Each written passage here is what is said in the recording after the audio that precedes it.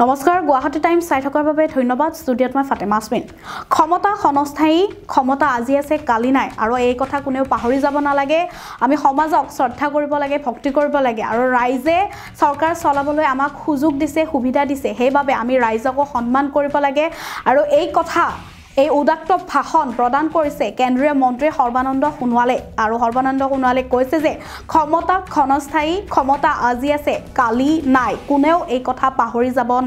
নাযাব আৰু সমাজক শ্ৰদ্ধা ভক্তি কৰি কাম কৰিব লাগে যেহেতু ৰাইজে চৰকাৰ চলাব সুযোগ দিছে সেইবাবে ৰাইজে আমাক চৰকাৰ চলাব সুযোগ দিছে সেইবাবে ৰাইজকো আমি সন্মান কৰিব লাগে এই উদাত্ত ভাষণ প্ৰদান কৰিছে কেন্দ্ৰীয় মন্ত্ৰী সৰ্বানন্দ সোণোৱালে আৰু কোনেও অকলে ক্ষমতা দখল কৰা নাই আপোনালোকৰ আশীৰ্বাদ লৈহে আহিছে ক্ষমতালৈ এই ভাষণ প্ৰদান কৰিছে কেন্দ্ৰীয় মন্ত্ৰী সৰ্বানন্দ সোণোৱালে মই ক্ষমতাৰ মন্ত্ৰী হৈ থাকিব নিবিচাৰো কিয়নো ৰাইজ হৈছে ভগৱান তুল্য আৰু মই ক্ষমতাৰ মন্ত্ৰী হৈ থাকিব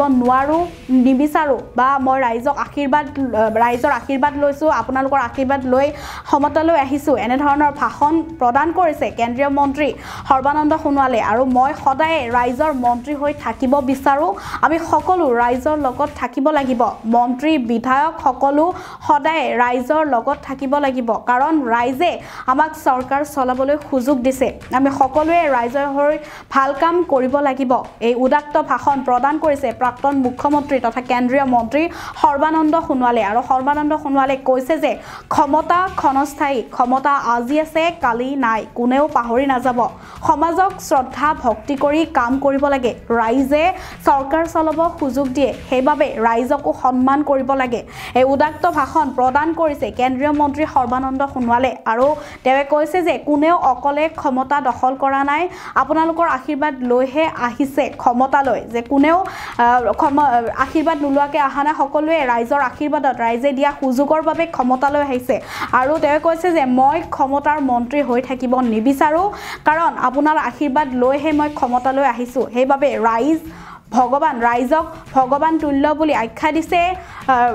সৰ্বানন্দ সোণোৱালে ৰাইজ হৈছে ভগৱান তুল্য এনেদৰে কৈছে আৰু মই সদায় ৰাইজৰ মন্ত্ৰী হৈ থাকিব বিচাৰো আমি সকলো ৰাইজৰ লগত থাকিব লাগিব মন্ত্ৰী বিধায়ক সকলো সদায় ৰাইজৰ লগত থাকিব লাগিব আমি সকলোৱে ৰাইজৰ হৈ ভাল কাম কৰিব লাগিব বুলি উদাত্ত ভাষণ প্ৰদান কৰিছে প্ৰাক্তন মুখ্যমন্ত্ৰী তথা কেন্দ্ৰীয় মন্ত্ৰী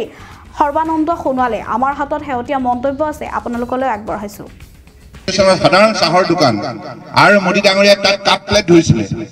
এতিয়া প্ৰধানমন্ত্ৰী হল গতিকে তেখেতে দুখীয়া পৰিয়ালত জন্ম লাভ কৰাৰ বাবে দুখীয়া মানুহৰ দুখ বুজি পায় সেইকাৰণে তাক আঁতৰ কৰিবৰ বাবে ইমান আঁচনি লৈছে আজি গাঁৱে গাঁৱে পকী ৰাস্তা কিয় দিছে আৰু চাহ বাগিচাত পকী ৰাস্তা কিয় বনাইছে এইকাৰণে বনাইছে যে ৰাস্তাটো ভাল হলেহে ল'ৰা ছোৱালী পঢ়া শুনা কৰিব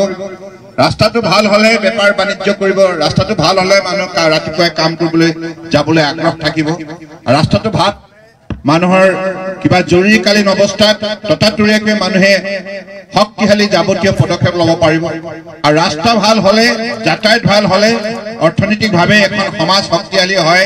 শিক্ষা সংস্কৃতি ক্ৰীড়া বিজ্ঞান প্ৰযুক্তি গৱেষণা সকলো ক্ষেত্ৰতে সমাজ শক্তিশালী হয় ৰাস্তা পদূলি ভাল হোৱাৰ বাবে এতিয়া গাঁও মানুহৰ উৎপাদিত শাক পাচলি ধান চাউল এইবিলাক আৰু মই দীঘলীয়া নকৰো বাৰে বাৰে লাইন কাটি গৈছে না নেকি গতিকে এটাই কথা কওঁ যে আমি বিজেপি নেতৃত্বাধীন যিখন এজিপি ইউপিপিএলৰ চৰকাৰ আছে অসমত বৰ্তমান মুখ্যমন্ত্ৰী ডক্টৰ হিমন্ত বিশ্ব শৰ্মা ডাঙৰীয়াই নেতৃত্ব দিছে ইয়াৰ আগতে মই 5 বছৰ আপোনালোকৰ আশীৰ্বাদত আপোনালোকৰ সহযোগিতা কৰাৰ বাবে মই চৰকাৰ চলাইছিলো বা আমি চৰকাৰ চলাইছিলো গতিকে এতিয়া কেন্দ্ৰীয় মন্ত্ৰী হিচাপে দেশ সেৱা কৰাৰ সুযোগ লাভ কৰিছো এই সকলোবিলাক সম্ভৱ হৈছে আপোনালোকৰ দৰে ৰাইজৰ আশীৰ্বাদ আৰু সহযোগিতাৰ বাবে গতিকে সেইকাৰণে মই ইয়াত সমবেত হোৱা খাৰজান চাহ বাগিচাত সকলো বৃহত্তৰ এই অঞ্চলৰ ৰাইজক গভীৰ শ্ৰদ্ধা জ্ঞাপন কৰিছো আৰু আপোনালোকে সদায় আশীৰ্বাদ দি থাকিব আমিও যিমান পাৰো ভাল কাম কৰি যাম কাৰণ মই এটা কথা বিশ্বাস কৰো মই ৰাইজৰ মন্ত্ৰী হৈ থাকিব বিচাৰো ক্ষমতাৰ মন্ত্ৰী হৈ নহয় ক্ষমতা ক্ষণস্থায়ী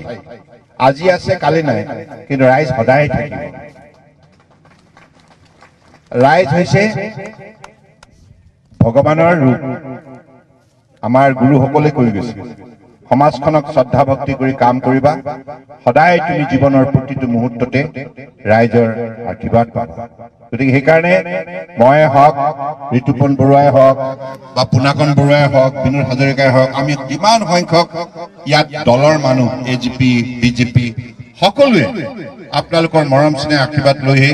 আজি সমাজ সেৱা কাম কৰাৰ সুযোগ লাভ কৰিছো। গতিকে সকলোকে আশীৰ্বাদ দি থাকিব। আজি এই 4টা প্ৰকল্পৰ আধাৰশিলা স্থাপন হ'ল